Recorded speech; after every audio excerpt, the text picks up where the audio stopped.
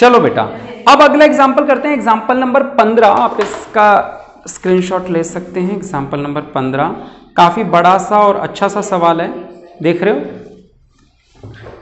देखो बेटा, example number 15 Bobby limited, मिल गया सभी को, बॉबी लिमिटेड। देखो बेटा, सवाल को करने के लिए पहले तो वही काम करते हैं। सबसे पहले क्या करेंगे सर, एक लाइन ड्रॉ करेंगे जिसके दो हिस्से करेंगे, एक इधर डॉट लगाएंगे सर, ये डॉट होगा हमारा क्या बी, और एक इधर डॉट लगाएंगे, ये डॉट क्या होगा हमारा ए, और एक इस पहले डॉट से इस पहले डॉट तक जिसको हम क्या बोलेंगे डी, यानी कि एनुअल एडजस्टेड सेल्स। ठीक है, यहां सर हम लोग लिखने वाले हैं नेट प्रॉफिट पिछले साल का, नेट सेल्स यानी कि सी वाला पॉइंट, और स्टैंडिंग चार्जेस के बारे में। यहां हम लोग ट्रेंड लिखेंगे और यहां पॉलिसी की अमाउंट लिखेंगे। यहां कोई एडिशनल वर्किंग कॉस्ट होगी तो वो आ जाएगी, कोई सेविंग होगा तो वो आ जाएगा, यही सब होता है। ठीक है, आओ जरा देखते हैं सवाल क्यों इतना बड़ा दिख रहा है, इस सवाल में क्या खास बात है। ठीक है, करें। देखो बेटा, सवाल में लिखा है Bobby limited had taken out a loss of profit policy of 4.5 lakh. तो हमें क्या दे रखी है बेटा, लॉस ऑफ प्रॉफिट पॉलिसी कितने रुपए की है, 4.5 लाख रुपए की है, यहां लिख लिया। फिर हमें बता रखा है and 2,25,000 for fixed expense, sorry हाँ मैं छूट गया, ये 4.5 लाख जो है ना, इस 4.5 लाख के दो टुकड़े बताए हुए हैं। सुनना जरा सवाल को, केवल आप लोगों को परेशान करने के लिए। 4.5 लाख की पॉलिसी ली है, बीइंग 1,95,000 तो नेट प्रॉफिट के लिए, 1,95,000 रुपए किस चीज के लिए, नेट प्रॉफिट के लिए, और 2,55,000 रुपए फिक्स एक्सपेंस के लिए। 2,55,000 रुपए किस चीज के लिए, फिक्स या स्टैंडिंग चार्जेस बोल सकते हो। फिक्स एक्सपेंस का मतलब क्या होता है, स्टैंडिंग चार्जेस। इन दोनों को जोड़ो तो 4.5 लाख हो रहा है या नहीं हो रहा। ये कंप्लीटली यूजलेस लाइन है, हमारे सवाल में किसी भी काम नहीं आने वाली है, कंप्लीटली यूजलेस लाइन है। ठीक है, बस उन्होंने ये बोला कि हमने जो 4.5 लाख की पॉलिसी ली है उसमें से 1,95,000 तो प्रॉफिट के बतौर लिए हैं और 2,55,000 रुपए स्टैंडिंग चार्जेस के लिए लिए हैं। ठीक है, ये हमारी पॉलिसी अमाउंट थी। चलो ठीक है, आई बात समझ। चलो आगे चलते हैं। आगे लिखा है expenses to the extent of 50,000 were not insured. कह रहे हैं हमारे जो खर्चे थे 50,000 के वो इंश्योर्ड नहीं थे। स्टैंडिंग चार्जेस में दो तरह के खर्चे होते हैं, एक इंश्योर्ड स्टैंडिंग चार्जेस और एक अनइंश्योर्ड। उन्होंने अनइंश्योर्ड बता दिए, कितने रुपए के हैं, 50,000 के। बाकी जब बताएंगे तो लिखते रहेंगे अपन। ठीक है, आगे उन्होंने लिखा है the company had earned a net profit 1,35,000 of 1,35,000 का नेट प्रॉफिट था, हाँ या ना। तो यहां लिख दो 1,35,000 रुपए। और क्या बोला उन्होंने, कह रहे आफ्टर चार्जेस 3,05,000 स्टैंडिंग चार्जेस, यानी स्टैंडिंग चार्जेस कितने थे बेटा, 3,05,000 के स्टैंडिंग चार्जेस थे, उसने यहां बता दिया, हाँ या ना। आफ्टर चार्जिंग स्टैंडिंग चार्जेस, तो स्टैंडिंग चार्जेस बता दिए कितने के थे, 3,05,000, जिसमें से 50,000 ये थे, तो ये कितने हुए, 2,55,000, और इतने ही उसने ये ले रखी थी पॉलिसी। ठीक है, चलो आगे बढ़े बेटा। आगे क्या कह रहे हैं वो, कहां गया, हाँ कह रहे हैं ऑन सेल बता दी है 48,75,000। ये ऑब्वियसली जब यहां का सारा टॉपिक चल रहा है तो ये सेल भी कौन से समय की है, उसी समय की है, ऑन सेल ऑफ 48 लाख। ये पैराग्राफ समझ में आया, दोबारा एक एक वर्ड करके बताऊं इस पैराग्राफ को, बताऊं। रोशन आया पैराग्राफ, आ गया, सभी को आ गया। इस पैराग्राफ में उन्होंने बताया कि हमने इतने रुपए का नेट प्रॉफिट कमाया, इतने रुपए के अनइंश्योर्ड पहले से बता हुआ था, फिर उन्होंने बोला नेट प्रॉफिट कमाया स्टैंडिंग चार्जेस माइनस करने के बाद, तो यानी टोटल स्टैंडिंग चार्जेस ये थे, तो इसमें से अगर अनइंश्योर्ड इतने तो इंश्योर्ड कितने हो गए, इतने। फिर कह रहे हैं on a sale of 48,75,000। Data बता दिया, पैराग्राफ की फॉर्म में बता दिया बस उसने। आगे पढ़ो, अभी तो सवाल में अच्छी बातें आने वाली हैं। आगे लिखा है 1 जून 2020, तो यहां डेट डाल देते हैं, चलो जल्दी से, 1 जून 2020, तो यहां आ जाएगी 1 जून 2019।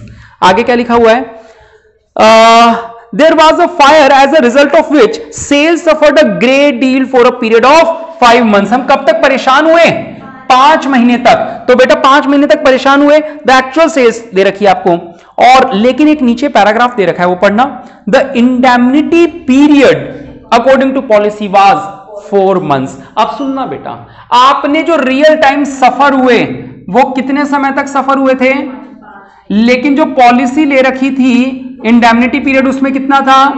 तो अब सवाल 5 महीने के लिए सॉल्व होगा या 4 महीने के लिए सॉल्व होगा, आई बात समझ। इसीलिए उसने यहाँ की डेट नहीं बताई कि कहां तक का सवाल सॉल्व करना है, कह रहे बच्चे को डिसाइड करने दो वो 5 का करता है या 4 का। देखें तो आपको हमेशा याद रखना है जो भी दोनों में से कम समय होता है उतने का सवाल सॉल्व होता है। तो अब यहां पे 1 जून 20 से हम परेशान हुए, परेशान 5 महीनों के लिए हुए, लेकिन हमने इंडेमनिटी पीरियड कितने समय का ले रखा था, 4 महीने का। तो कितने का सवाल सॉल्व करना है अब, 4 महीने के करना है, यानी कि जून, जुलाई, अगस्त और सितंबर। यानी यहां पे डेट कौन सी डालूंगा, नहीं बेटा 30 होता है, 30 सितंबर 2020। ये 4 महीने के लिए सॉल्व करूंगा, हां या ना।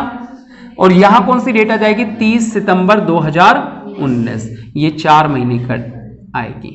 बताओ ये बात क्लियर हुई या नहीं हुई? ठीक है, तो इसका मतलब हम जो परेशान होंगे वो 1 जून 2020 से लेके 30 सितंबर 2020 तक के लिए करेंगे, 4 महीने, दोनों में से जो भी छोटी वैल्यू होती है। ये इंपॉर्टेंट बात थी पहली, है ना। और भी अच्छी अच्छी बातें आएंगी इस सवाल में, पहले ये बात समझ में आई, 4 महीने का सवाल सॉल्व करना है।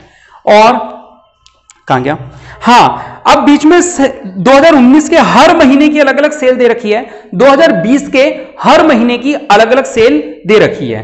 पैराग्राफ पे आ जाते हैं। The indemnity period according to the policy was 4 months, ठीक है। 3000 was spent on putting the fire off. ये एक इंपॉर्टेंट नया पॉइंट आ गया, मैंने पढ़ा ही नहीं इस बारे में। तो बेटा जब हम पहले वाला भी टॉपिक पढ़ रहे थे, स्टॉक वाला भी, अगर ये पॉइंट उसमें भी आ जाता या इसमें भी आ जाता, तो एक बात को याद रखना, ये 3000 रुपए हमने किस चीज को खर्च किए हैं, putting the fire of. Underline कर सकते हो किस चीज वर्ड को, पुटिंग द फायर ऑफ को। बेटा मैंने क्या किया, मैंने फटाफट से आसपास से कोई है ना वो बुलाई, कोई पानी का टैंकर बुला लिया, कि मैंने कहा सामने पानी का टैंकर वाला था, तो मैंने कहा जितनी देर में फायर ब्रिगेड आएगी इससे बढ़िया तो है पानी के टैंकर वाले को बोल दूं तो पानी गिरा दे यहाँ पे। उसका काम ही पानी के टैंकर वाले का पानी तो है ही, फायर ब्रिगेड वाला भी आके पानी गिराएगा। उसने कहा 3000 रुपए टेम्पो के लूंगा। मैंने कहा ठीक है, तू मेरा माल जल रहा है, तू फटाफट से इसको ऑफ तो कर, मतलब बुझा तो दे। तो फटाफट से उसने क्या किया, मेरा आग को बुझा दिया। आग को बुझाने के लिए मुझे कितने रुपए खर्च करने पड़े, 3000। अब एक बात बताओ, अगर यहां पे आग में माल जल जाता या ज्यादा का भी जल जाता, तो नुकसान मेरा था या इंश्योरेंस कंपनी का? और 3000 रुपए उसको जेब से किसने दिए, मैंने दिए। अगर माल जल भी जाता तो मेरे को तो कोई फर्क नहीं पड़ने वाला था, मेरे को तो इंश्योरेंस कंपनी से पैसे लेने थे। तो इंश्योरेंस कंपनी खुश होती है मुझसे, क्या होती है, खुश, कि यार तूने बड़ा अच्छा काम किया कि तूने आग को ज्यादा फैलने से रोक लिया, हमारा नुकसान कम कर दिया। तो तेरे वो जो 3000 रुपए खर्च हुए थे वो तू हमसे ले लियो। आई बात समझ में? यानी ये जो क्लेम वाला टॉपिक है, इस क्लेम वाले टॉपिक में एक चीज और जोड़ देना, फायर फाइटिंग एक्सपेंस। क्या बोलते हैं इसको, फायर फाइटिंग एक्सपेंस। ये बात समझ में आई? जो भी क्लेम का आंसर आएगा, केवल कंपनी आपको उतने रुपए ही नहीं देगी, उसके अलावा जो आपने खर्च किया था फायर से फाइट करने के लिए, वो पैसा भी कंपनी आपको दे देगी। आ रही है बात समझ? क्लेम में इस पैसे को जोड़ लेना बेटा। तो फायर फाइटिंग एक्सपेंस हमें सवाल में दे रखे हैं, कितने रुपए के हैं, 3000 के। इसे क्या करेंगे, क्लेम में प्लस कर देंगे। ठीक है, ये मैंने पढ़ा ही नहीं था। चलो आगे बात करते हैं। हाँ, कहां गया, additional expenses as a consequence of fire were 24,042, यानी एडिशनल वर्किंग कॉस्ट कितने रुपए की है, 24,042 रुपए की है। और but a saving of 4,500 was affected, यानी कि saving in insured standing charges कितना बेटा, 4,500 की सेविंग, ये लास्ट स्टेप में काम आ जाएगी। और कह रहे हैं towards the end of 2019 a machinery was installed which would have resulted in a net saving equals to 2% of sales in cost of production. बहुत इंपॉर्टेंट पॉइंट है, बहुत ज्यादा इंपॉर्टेंट। अंडरलाइन कर लेंगे किस चीज को, net savings equals to 2% of sales को। Net savings equals to 2% of sale को अंडरलाइन कर दो बेटा। मिल गया पॉइंट सभी को?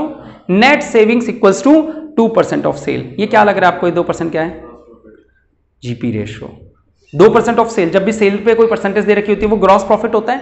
इस बार वो पता है आपको, ये ट्रेंड बता रहा है, कह रहा है 2019 के मुकाबले हमने एक नई मशीनरी लाके रखी, तो 2020 के साल में हमारी नई मशीनरी की वजह से हमारा जो कॉस्ट ऑफ प्रोडक्शन था कॉस्ट ऑफ प्रोडक्शन का मतलब खर्चा, बनाने का जो खर्चा था वो 2% बचने लग गया।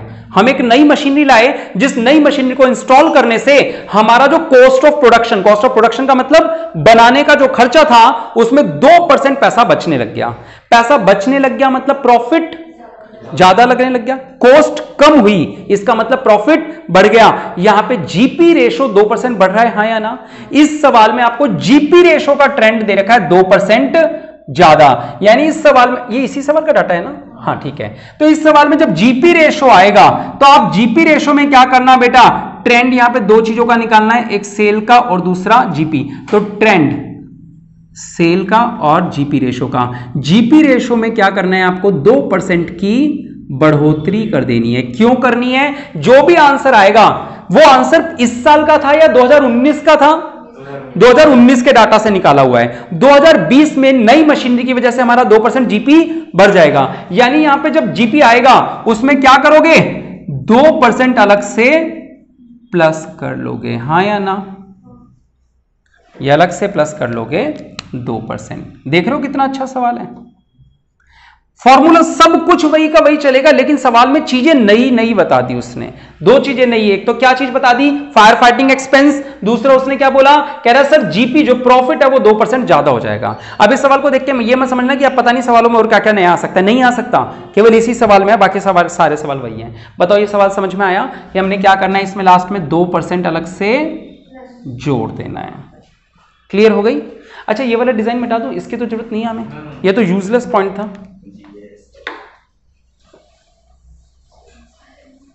चलो ठीक है, आगे देखो।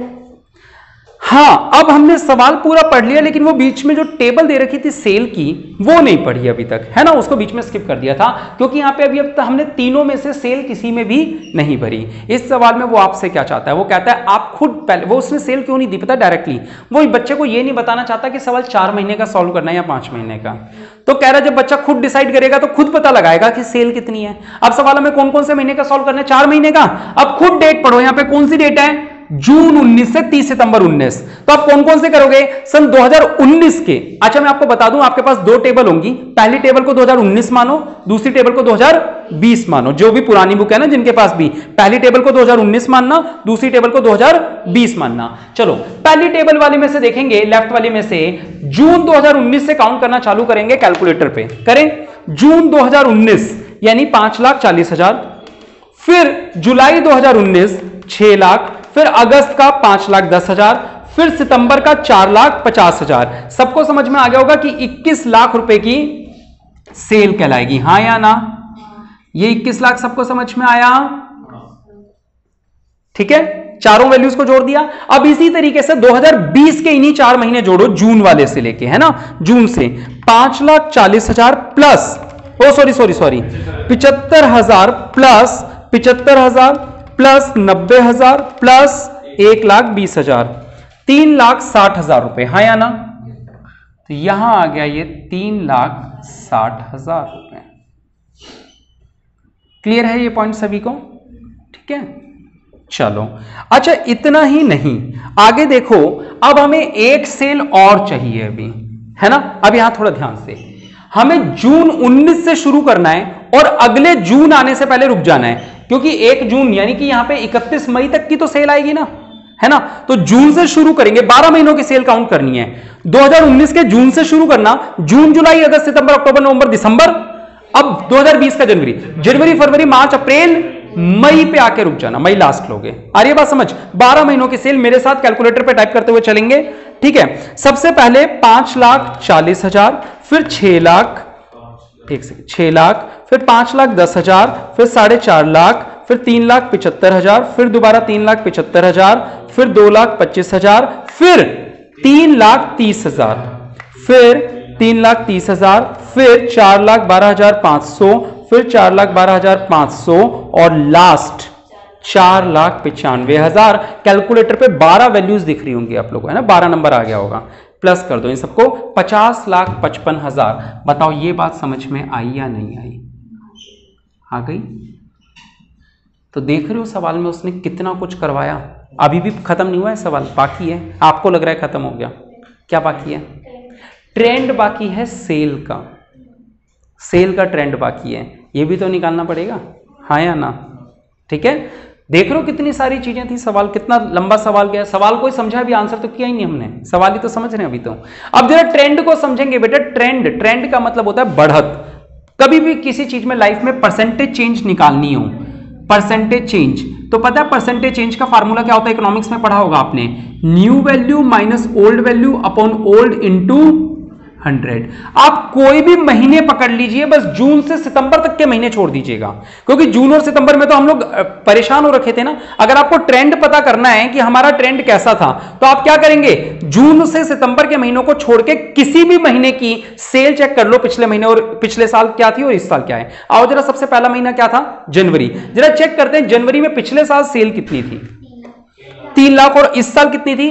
3,30,000। देखो बेटा परसेंटेज चेंज कैसे निकालते हैं। 3,30,000 minus 3 lakh upon 3 lakh into 100, कितना परसेंट आ जाएगा? 30,000 को 3 लाख से डिवाइड करोगे, आ जाएगा 10%, हाँ या ना? ये 10% ही हमारा क्या होगा? ट्रेंड होगा। आई बात समझ में? 3 लाख से कोई चीज बढ़ के 3,30,000 हो गई तो कितना परसेंट बढ़ गई? 10% बढ़ गई। 30,000 बढ़ गई ना, 30,000 का मीनिंग क्या हुआ? 10% बढ़ गई वो। आ रही है बात समझ में? अच्छा एक काम करो, फरवरी में और चेक कर लेते हैं, चेक कर लेते हैं बस, ठीक है? 3 लाख से 3, चलो एक काम करते हैं मार्च में चेक कर लेते हैं। 3,75 से 4,12,500 हो गई, तो पहले नए वाली वैल्यू लिखते हैं, 4,12,500 minus 3,75,000 divided by 3,75,000 into 100। Solve करो, 500 5 7 12 1 और 7 8 और 3 11, 37,500 डिवाइड बाय 3,75,000 इंटू 100, दिख रहा होगा 10% आ जाएगा। आ रहा है समझ? यानी ट्रेंड कैसे निकलेगा? इस साल की वैल्यू में से पिछले साल की वैल्यू माइनस करो और डिवाइड बाय पिछले साल की वैल्यू। लाइफ में कभी भी किसी चीज का परसेंटेज चेंज निकालना हो किसी भी टॉपिक में, तो वो हमेशा इसी तरीके से निकलता है परसेंटेज चेंज, चाहे कोई सा भी चैप्टर चल रहा हो, ठीक है? परसेंटेज चेंज का मीनिंग यही होता है। बताओ समझ में आई बात या नहीं आई? ट्रेंड, ये बात समझ में आ गई सभी को 10% वाली? अब सवाल कंप्लीट हो गया, आंसर तो आप लोग निकाल ही सकते हैं। आप कहो तो मैं निकलवा देता हूं तेजी से, मुझे 3 मिनट से ज्यादा लगेंगे नहीं, मैं जानता हूं। आप घड़ी में मार्क कर लो, 3 मिनट से ऊपर नहीं लूंगा। कर दूं? आप लोग कर लोगे? चलो आप कहो तो सवाल एक बार दोबारा एक्सप्लेन करूं या वीडियो देख के दोबारा समझोगे? सवाल एक्सप्लेन करूं एक बार दोबारा शुरुआत से? सवाल कर दूं एक्सप्लेन, आंसर तो कर लोगे। चलो ठीक है, सवाल एक बार फिर से पढ़ लेते हैं, क्योंकि पहली बार जब सवाल पढ़ते हैं तो लंबा लगता है, दूसरी बार पढ़ते हैं तो फिर लगता है हाँ यार सब आ गया समझ में। आओ एक बार फिर से सवाल पढ़ते हैं। Bobby limited had taken out a loss of profit policy, 4.5 lakh की ले ली, 4.5 लाख की पॉलिसी, ठीक है। Being 1,95,000 for net profit and 2,55,000 को अंडरलाइन तक कर लो, यूजलेस लिख दो, इन दोनों वर्ड्स को अंडरलाइन कर लो और आगे लिख दो यूजलेस, काम के नहीं थे। बच्चों को पहले ही परेशान कर देते हैं, पहली लाइन से बच्चा छोड़ दे सवाल, है ना? चलो यूजलेस था। अब पढ़ो, expenses to the extent 50,000 were not insured. बेटा यहां लिख लूंगा, बोर्ड पे देखते रहो साथ के साथ। नॉट इंश्योर्ड का मतलब अनइंश्योर्ड स्टैंडिंग चार्जेस में लिख दूंगा 50,000 रुपए, यहां लिख दिए मैंने 50,000। उसके बाद कहां गया? हाँ, the company earn the net profit of 1,35,000 after charging 3,05,000 standing charges. Net profit यहां लिखा, ये रहा, और स्टैंडिंग चार्जेस यहां लिख दिया। अब स्टैंडिंग और अनइंश्योर्ड दोनों पता है तो इंश्योर्ड पता चल जाएगा, ठीक है। और क्या है बेटा यहां पे? फिर लिखा हुआ है सेल, वो मैंने सेल में लिख दी। फिर उन्होंने बोला 1 जून 2020 को आग लगी जिससे हम 5 महीने तक परेशान हुए। सवाल ने 5 महीने लिखा है लेकिन हमने यहाँ 4 महीने सॉल्व किया, क्यों? क्योंकि उस टेबल के नीचे लिखा हुआ इंडेमनिटी पीरियड कितने महीने का था? 4। अगर वहां 6 महीने होता इंडेमनिटी पीरियड नीचे जो होता 6, तो मैं यहाँ कितने के लिए सॉल्व करता? 6 के लिए, 5 के लिए, दोनों में से जो भी कम हो। वेरी गुड, आ गया आपको। आगे सवाल देखो, अब सेल दे रखी है, सेल को चलो हाथों हाथ समझ लेते हैं। सर ये 4 महीने के लिए सॉल्व करना है, यहां जून से सितंबर तक की पिछले साल की सेल, यहां जून से सितंबर तक की इस साल की सेल, और यहां जून से मई तक की। 1 जून नहीं लेंगे ना, 1 जून से पहले क्या होता है? मई, तो यानी 12 महीने की सेल पकड़नी है। यहां जून से शुरू किया और दोबारा यहां पे आके मई पे खत्म किया, 12 महीने की सेल ये पकड़ ली, सेल सारी पकड़ ली। और क्या लिखा हुआ है? आगे लिखा हुआ है 3,000 were spent on putting the fire fighting off. तो फायर फाइटिंग एक्सपेंस जो भी होते हैं वो क्लेम में अलग से आपको जोड़ के दे दिए जाते हैं, अलग से फाइनल आंसर आने के बाद 3,000 रुपए जोड़ दिए जाएंगे, ठीक है? जो भी आंसर आएगा उसमें 3,000 जोड़ देना। और क्या लिखा है बेटा? लिखा हुआ है द एडिशनल एक्सपेंसेस थे 24,042 के, जो सेविंग हुई थी वो 4,500 की थी, सेविंग को सेविंग लिख देना। और क्या लिखा हुआ है, कह रहे हैं वो जो मशीनरी लगाई थी उससे 2% का प्रॉफिट कॉस्ट बच रही है, इसका मतलब जो आंसर आएगा उसमें 2% जोड़ देना। ठीक है बेटा, ये बात और याद रख लेना। आओ जरा एक बार फटाफट से देखते हैं कि इसका आंसर कैसे आएगा। सबसे पहले मुझे इस साल की सेल बताओ कितनी थी, 21 लाख। 10% का ट्रेंड था यानी कि 2,10,000, ये टोटल कितना हो गया 23,10,000। पिछले साल सेल कितनी, इस साल सेल कितनी हुई 3,60,000, माइनस कर दो 6 5 11 1 और 3 4 9 13, आंसर मैच करो एक बार 19,50,000 बुक में अगर दे रखा है तो। उसके बाद नेट प्रॉफिट कितना है 1,35,000 प्लस इंश्योर्ड स्टैंडिंग चार्जेस कितने हैं 2,55,000 अपॉन नेट सेल्स पिछले साल कितनी थी 48,75,000 इंटू 100, कितना परसेंट 8 आ रहा है बेटा। हाँ यहां पे इसको ऐसे रखो +2, तो ये हो जाएगा 8 + 2 कितना हो जाएगा 10%। तो बेटा ये कितना आ जाएगा 19,50,000 इंटू 10%, यानी कि 1,95,000। आस हमें कितनी दे रखी है 54,55,000, क्या था, अच्छा 50 था, सॉरी 50,55,000, तो ये हो जाएगी 5,05,500, यहां हो जाएगा 500, 5 5 10 1 5 6, 55,60,500। जीपी रेशो कितना 10%, तो 5,56,050, 5,56,50। एडिशनल वर्किंग कॉस्ट कितनी दे रखी है सवाल में 24,042 रुपए की। एडिशनल सेल्स इसी को माननी पड़ेगी, यानी कि 3,60,000 इंटू 10% ना, तो ये कितना हो गया 36,000। इसे सॉल्व कर लो, ये था 24,042 इंटू में नेट प्रॉफिट प्लस इंश्योर्ड, यानी कि 1,35,000 प्लस इंश्योर्ड स्टैंडिंग चार्जेस कितने हैं 2,55,000 डिवाइडेड बाय 1,35,000 प्लस 3,05,000। 3,05,000 समझ में आ गया क्यों लिखा, इंश्योर्ड और अनइंश्योर्ड दोनों जोड़ के लिख दिया। तो ये कितना हो गया बेटा, आप चाहो तो अलग अलग लिख लेना। बोलो 24,042 इंटू